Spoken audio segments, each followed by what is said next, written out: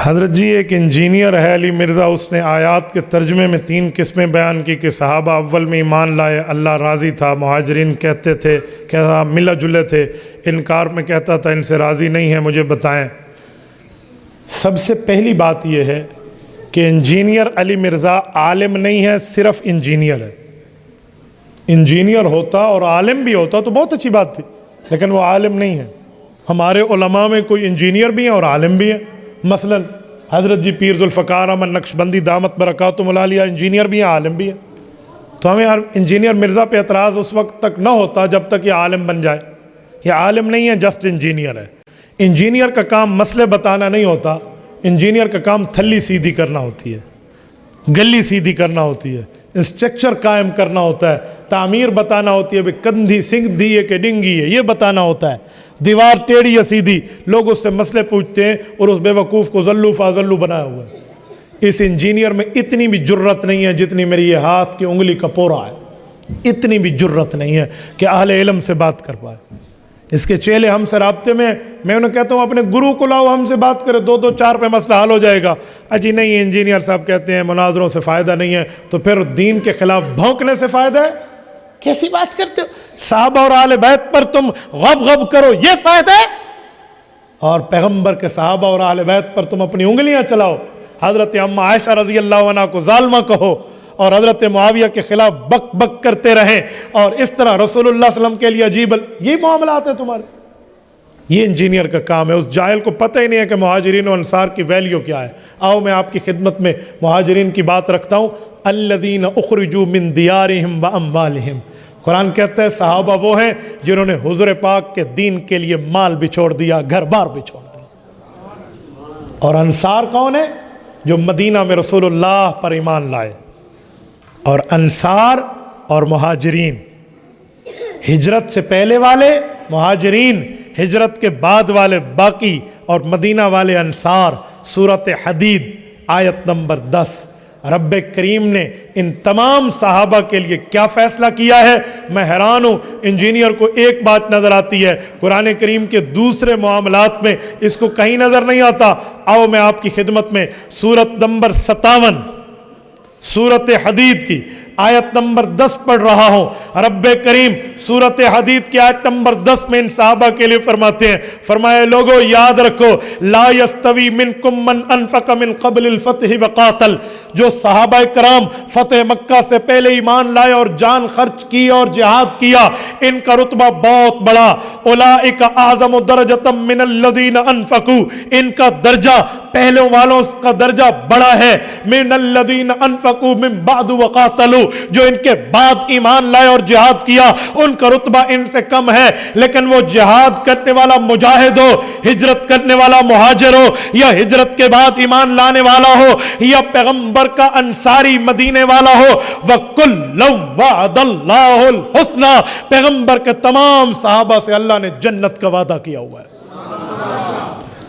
واللہ بما تعملون خبیر، اللہ تمہارے تمام اعمال کی خبر رکھتے ہیں۔ یہ قرآن کہہ رہا ہے، اور یہ جاہل صحابہ کرام کے لیے آیت اٹھا کر جی اس میں داخل جی اس میں خارج، بوتھی ویکھو تے اپنی گل ویکھو۔ آدمی فوت ہو جائے، اس کی تعزیت میں لوگ کلخانی 40واں کرتے ہیں، اس بارے میں بتائیں۔ رسول اللہ صلی اللہ علیہ وسلم کے صحابہ کرام اور اہل بیت حضور کی موجودگی میں فوت ہوئے ہیں۔ پیغمبر نے اپنے کسی صحابی کے نہ کل کیے، نہ 40واں کیا، نہ 7واں کیا، نہ جمعرات کیا، نہ باقی معاملات کیے۔ حضرت رسول اللہ کی پہلی بیٹی حضرت زینب، دوسری بیٹی حضرت رقیہ، تیسری بیٹی ام کلثوم، چوتھی بیٹی حضرت فاطمہ، یہ 4 بیٹیاں حضور کی۔ 3 صاحبزادے ہیں، ایک کا نام قاسم ہے، ایک کا نام طیب ہے، اور ایک کا نام ابراہیم ہے۔ طیب کے 5 نام ہیں، طیب، طاہر، مطیب، مطہر، 5 نام ہیں۔ اس لیے لوگ سمجھتے ہیں بیٹے زیادہ ہیں، بیٹا ایک ہے، نام زیادہ ہے، کیونکہ اعلان نبوت کے بعد پیدا ہوئے تھے۔ تو 3 صاحبزادے، قاسم، طیب اور ابراہیم، اور 4 صاحبزادیاں، 3 اور 4 7 بنتے ہیں۔ پیغمبر کی 7 اولادیں ہیں، 6 حضور پاک کی موجودگی میں دنیا سے رخصت ہوئے ہیں۔ پیغمبر نے اپنی کسی اولاد میں کسی بیٹی بیٹے کی وفات پہ نہ کل کی ہے، نہ جمعرات کی ہے، نہ 7واں کی ہے، نہ 40واں کی ہے، نہ سالانہ عرس کیا۔ پیغمبر کریم سے ثابت نہیں ہے، نہ حضور کے صحابہ، نہ حضور کی اہل بیت سے۔ آپ کا بندہ فوت ہو گیا، پڑھ پڑھ کے جتنا بخشو بخشو۔ یہ کلوں کی ترتیب کہاں سے نکلی ہے؟ 7ویں کی ترتیب کہاں سے آئی؟ جمعراتیں کہاں سے آئی؟ 40ویں کہاں سے آئی؟ شریعت کی ترتیب نہیں ہے، یہ اپنی رسم، اپنے رواج، اپنے معاملات ہیں، تو اپنے آپ کے ہوں گے۔ خدا کے لیے سے شریعت کے متھے نہ مارو۔ شریعت کہتی ہے جب بھی چاہو پڑھ کے بخش دو، اور یہاں یہ ہے جی کل نہیں پڑھے تو بندہ نہیں بخشا جائے گا، اور خدا کا بندہ تو کل تیسرے دن پڑھتا ہے۔ جب بندہ گرفتار ہو جائے فوراً رہا کراتے ہیں، فوت ہو جائے ہو سکتا ہے فوراً عذاب ہو، ابھی سے پڑھنا شروع کر دے تو 3 دن کے بعد لگا ہوا ہے۔ یہ ترتیب شریعت کی نہیں ہے۔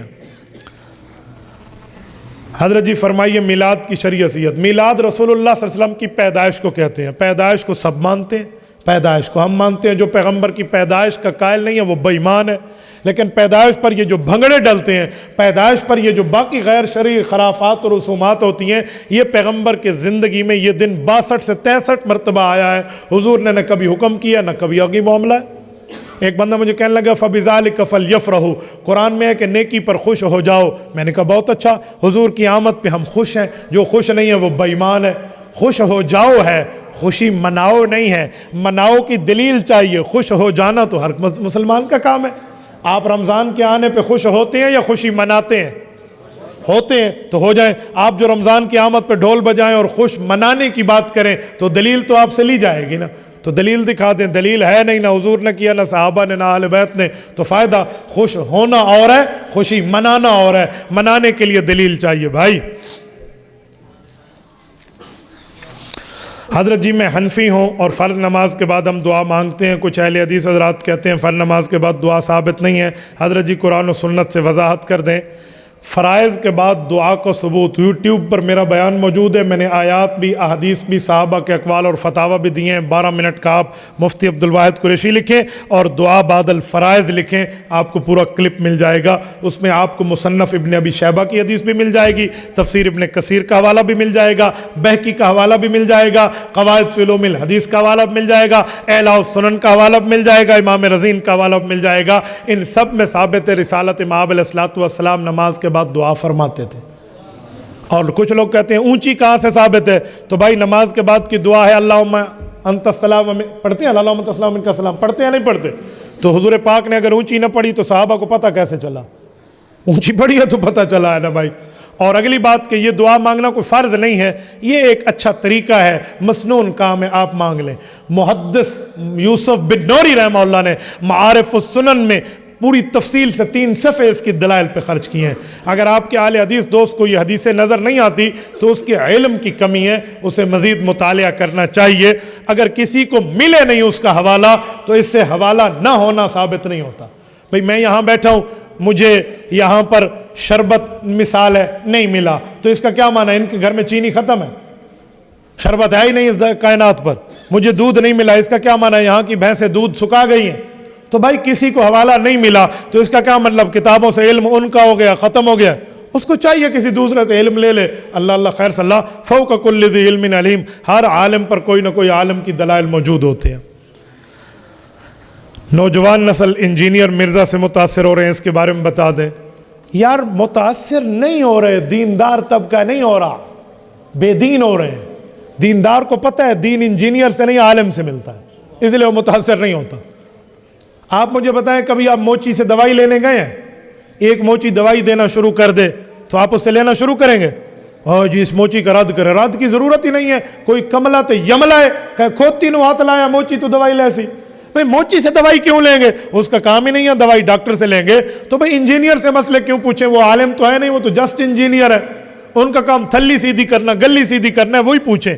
اس کے باوجود بھی کوئی اسی سے جا کر دین کے مسئلے پوچھتے ہیں تو میں کہتا ہوں میر بھی کیا سادہ ہیں، بیمار ہوئے جس کے سبب، میر بھی کیا سادہ ہیں، بیمار ہوئے جس کے سبب اسی عطار کے لونڈے سے دوا لیتے ہیں۔ ٹھیک ہے، پھر تمہارا اپنا ہی کام ہے، جو چاہو کرتے پھرو، پھر سمجھانے کی کیا ضرورت ہے؟ حضرت جی نماز جنازہ کے بعد دعا میں ایک عالم دین کہتے ہیں اذا صلیتم علی المیت فاخلصوا له الدعاء، جب تم میت پر نماز پڑھو تو اخلاص کے ساتھ دعا مانگو۔ دیکھو حضرت جی اخلاص کے ساتھ دعا مانگیں گے تو نماز جنازہ کے بعد دعا ثابت ہو گئی۔ سبحان اللہ سبحان اللہ، یہ حدیث ہم نے پڑھی ہے، مشکات میں پڑھی ہے، اور ٹاپ کر کے مشکات کو ہم نے پاس کیا ہے، تو ہمیں سکھا رہا ہے۔ سبحان اللہ۔ اذا صلیتم علی المیت فاخلصوا له الدعاء، جب تم میت پر نماز پڑھنے لگو، یہ اذا ماضی پہ داخل ہے، پڑھ چکو مانا نہیں ہے چاچے، جب پڑھنے لگو اس وقت پڑھ چکو. اگر یوں ماضی کا کام ہے تو اذا قمتم الی الصلاۃ فاغسلوا وجوہکم، پھر قرآن میں جو آیا ہے نا کہ جب تم نماز کے لیے کھڑے ہونے لگو تو وضو کرو، تو پھر تم یہ ترجمہ کرو جب تم نماز پڑھ چکو تو وضو کر لو. سادھے بندے از اور ازا کے معنی کا فرق، پاسٹ پریزنٹ فیوچر کے صیغے کا فرق بھی نہیں آتا کہ ماضی حال مستقبل کا کیا معنی ہے. اذا صلیتم علی المیت فاخلصوا له الدعاء، جب تم میت پر نماز جنازہ پڑھنے لگو تو اخلاص کے ساتھ دعا کرو. ریاکاری کے لیے جنازے میں نہ جاؤ کہ اگلی صف میں مجھے دیکھیں، تم چھپ کر ٹھہرو، اخلاص کے ساتھ مانگو. اسی لیے تو کہتے ہیں جنازے کی آخری صف کا ثواب پہلی صف سے بہت زیادہ ہے کہ وہاں ریاکاری کم ہوتی ہے. تو بھئی یہ مراد ہے، اور یہ میری مراد نہیں ہے. جس کتاب میں یہ حدیث لکھی ہے سنن ابن ماجہ میں، امام ابن ماجہ القزوینی رحمہ اللہ نے اوپر باب یہی لکھا ہے کہ نماز جنازے والی دعا مراد ہے، اس سے سلام کے بعد والی نہیں ہے. اور اگر تو سلام کے بعد دعا مانگتا ہے تو میرا بھی ایک سوال حل کر دے، خدا کی قسم میں تمہیں گھڑی تحفہ دوں گا. مکہ مکرمہ سے مجھے تیسرے سسر نے گھڑی ہدیہ دی ہے، میں اس ہدیہ میں تمہیں پیش کروں گا. تم ہنسنے لگے ہو، گھڑی پہ نہیں ہنسے. تم جس چیز پہ ہنسے ہو یہ شاہ صاحب بھی جانتے اور میں بھی جانتا ہوں، ٹھیک ہے نا. تو بھائی تم بھی، میرے سسر صاحب نے مجھے دیے، وہ آج کل بیمار ہیں، ان کے لیے دعا فرمائے، اللہ انہیں صحت عطا فرمائے، اللہ ان کی نسلوں سے دین کی خدمت لے. مجھے کہتے رہتے ہیں کہ جب تو گفتگو کر رہا ہوتا ہے تو رحمت کے نزول کا وقت ہوتا ہے، میرے لیے دعا کیا کریں. تو ہمارے آج صاحب کے لیے آپ سب دعا کریں، اللہ پاک ان سے دین کا کام لے، ان سے ان سی نسلوں سے کام لے. آمین تو کہہ دو. کوئی بیویاں نہیں سن رہی بھی تیسرے صف سسر کے لیے دعا کیا تمہیں ماریں گی، مارتی وارتی کوئی نہیں ہے، آمین کہہ دو. لوگ ایک کر کے بیٹھے ہیں، دوسری دلال نہ چاہویں، مولوی دیکھ کے نہ چھک لیا تو گھر کی منہ بھی کھانا ہے. تو میرے دوستو ایک سوال میرا بھی حل کر لو. اگر نماز جنازہ کے سلام کے بعد دعا ہے، مجھے کوئی ساتھی پین دکھا دے کسی کے پاس، جزاک اللہ. اس طرح یوں پین لیں اور ایک کاغذ لیں. بڑے سے بڑے مولوی صاحب جو کہیں نا نماز جنازہ کے بعد دعا ہے، یوں پین کاغذ لے کر اس کے پاس یوں سامنے رکھ دیں. انہیں کہا حضرت مولانا اللہ آپ کو خوش رکھے، آمین بھی کہہ دو، اللہ آپ کو سلامت رکھے. ماشاءاللہ ہماری ایک ٹینشن ختم کر دیں، ٹینشن فری کر دیں، ایک مسئلے کا حل کر دیں. ادھر لکھ کے دے دیں حضور علیہ السلام نے کون سی دعا مانگی تھی، وہ لفظ ادھر لکھ دیں، ہم ابھی سے مانگنا شروع کر دیں گے. اس دھرتی پر 7 بر اعظم میں 6 بر اعظم میں مخلوق ہے، اس آسمان کے نیچے اس زمین کے اوپر کسی ماں کی کوکھ نے وہ مولوی نہیں جنا جو پیغمبر کی سلام کے دعا کے بعد نماز جنازہ کے سلام کے بعد والی دعا کے لفظ لکھ دے. ہے ہی کوئی نہیں. حضور نے مانگے ہوتے تو لفظ ہوتے. اور مسجد آتے ہو کون سے لفظ سے دعا مانگتے ہو؟ اللہم افتح لی، میں لکھ دیتا ہوں، میں ثبوت دکھاتا ہوں. نکلتے ہو تو اللہم انی اسالک، میں حدیث سے دکھاتا ہوں، صحیح مسلم سے حضور پاک نے پڑھی ہے. سوتے اٹھتے جاگتے آتے جاتے وقت کی دعائیں ہم لکھ دیتے ہیں، حضور نے مانگی، ہم کتابوں سے دکھاتے ہیں. جرت کرے وہ آدمی جو کہتا ہے میں پیغمبر کی حدیث دکھاؤں گا، وہ ادھر لفظ دکھا دے، خدا کی قسم ہم مان جائیں گے. گھڑی تحفہ بھی دیں گے، بڑی اوکھی گھڑی ہے یہ ہے، ہم یہ تحفہ بھی دیں گے آپ کو. تو آپ بسم اللہ کریں. مولوی کیا کہیں گے؟ لفظ تو کوئی نہیں ہے. تو میرے بھائی جب لفظ کوئی نہیں ہے تو امت کو لڑایا کیوں ہے؟ تو کہتا بھی حضور نے نہیں مانگی، تمہاری مرضی ہے مانگو یا نہ مانگو. میں دیکھتا کہ کوئی مانگتا ہے، پھر کہتا بھی حضور نے نہیں مانگی. حضور نے مانگی ہوتے تو لفظ ہوتے. اس دھرتی پہ حضور کے لفظ ثابت نہیں کیا جا سکتے کیونکہ حضور نے مانگی نہیں. مولا جی کے پاس علم ختم ہو جائے گا، دلیل نہیں آئے گی آگے جب لفظ ہی نہیں ہے. تو انہیں کہا جب لفظ نہیں ہے تو پھر کیوں مانگتے ہو؟ پھر ایک لنگڑی دلیل لائیں گے. وہ کیا ہے؟ مانگنے میں حرج کیا ہے؟ ایسے کہتے ہیں بہت ہی ویکھن دی ہوندی اس وقت دلاں دی. حرج کیا ہے؟ دعا مانگ رہے ہیں، کوئی گناہ کر رہے ہیں، نیکی کا کام کر، اللہ سے مانگ رہے ہیں، اللہ سے. جی ہاں، پورے باتیں ان کی شروع ہو جاتی ہیں. پھر دوبارہ ہاتھ پکڑے مالی صاحب کے. مالی صاحب غصہ نہ کریں، تھوڑے سے ٹھنڈے ہو جائیں، کول اپ ہو جائیں.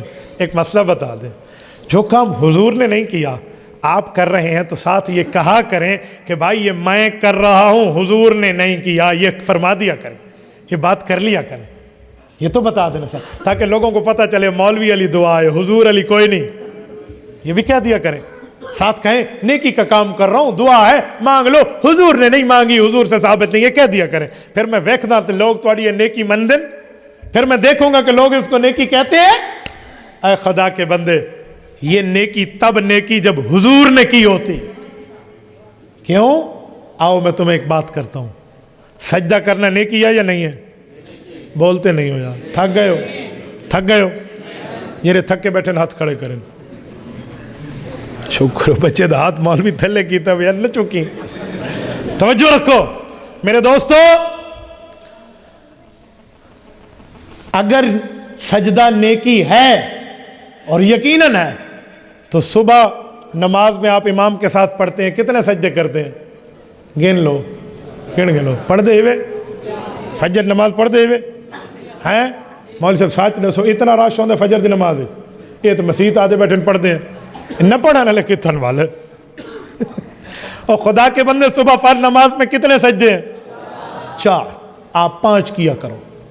جو مولوی صاحب کہنا کہ نیکی ہے، حرج کیا ہے، اسے کہ 5 سجدے کیا کر نماز میں، صبح کی نماز میں. کرے گا؟ کیوں نہیں کرتا؟ نیکی ہے، سجدہ ہے. 3 بار سبحان ربی الاعلیٰ بڑھ جائے گا، ایک سجدہ اور بڑھ جائے گا. اور یاد رکھنا سجدے سے انکار نہ کرنا. ایک انکار کیا تھا اس نے سجدے سے، اللہ نے وہاں سے اس کو نکال دیا. سجان دے بے کو ہاں فخرج منہا فإنک رجیم. آج قرآن سے پہلے اس پر لعنت کرتے ہیں، اعوذ باللہ من الشیطان الرجیم. شیطان کے لیے پہلے پڑھ. اس نے بھی سجدے کا انکار کیا تھا. مولوی صاحب تو 5 سجدے کر، انکار نہ کرنا کہ کم اور خراب نہ ہو بنے. تو مولوی جی کا ایک ہی جواب ہوگا جو اس کا جواب ہو جائے گا. مولوی کہے گا سجدہ نیکی ہے، اچھی بات ہے، 3 بار سبحان ربی الاعلیٰ کا ثواب بڑھ جائے گا. لیکن ادھر نہیں کرتا کہ یہ کام ادھر حضور نے ہمیں نہیں سکھایا. انہیں کہا مولوی جی دعا بہت اچھی چیز ہے، بہت بڑا ثواب ہے، الدعاء مخ العبادہ، عبادت کا مغز ہے، لیکن سلام جنازہ کے فوراً بعد حضور نے نہیں سکھایا تو نہیں مانگتے. کہاں مانگیں گے؟ جہاں حضور نے قبر پہ دعا مانگی ہے. قبر پہ رسول اللہ صلی اللہ علیہ وسلم نے مانگے ہے، وہاں پہ جا کے اللہ اللہ اور خیر صلی اللہ کر لیں گے تو وہاں مانگ لیں گے. وہاں کی دعا آپ بھی مانتے ہو، ہم بھی مانگتے ہیں، تو پوری دعا مانگنی چاہیے. کہتے ہیں صحابہ اور اہل بیت کے گستاخ کا جنازہ پڑھانا کیسے ہے؟ جامع ترمذی ابواب المناقب جلد نمبر 2. حضور پاک صلی اللہ علیہ وسلم نے ایک جنازے پر آ کر فرمایا انہو یبغض عثمان فابغضہ اللہ. اس کا جنازہ نہیں پڑھنا چاہیے، یہ عثمان غنی رضی اللہ عنہ سے بغض رکھتا تھا، اس سے اللہ نفرت کرتا ہے. تو اس لیے کسی صحابہ اور اہل بیت کے منکر کے جنازے پہ نہیں جانا. کچھ لوگ کہتے ہیں جنازہ پڑھایا تو نکاح کیا. ظاہری بات ہے صحابہ کرام کا گستاخ ہو، اہل بیت کا گستاخ ہو، اس بے ایمان کا جنازہ پڑھائیں تمہارا نکاح بچے گا؟ رانندہ خیال کر کے بجائے.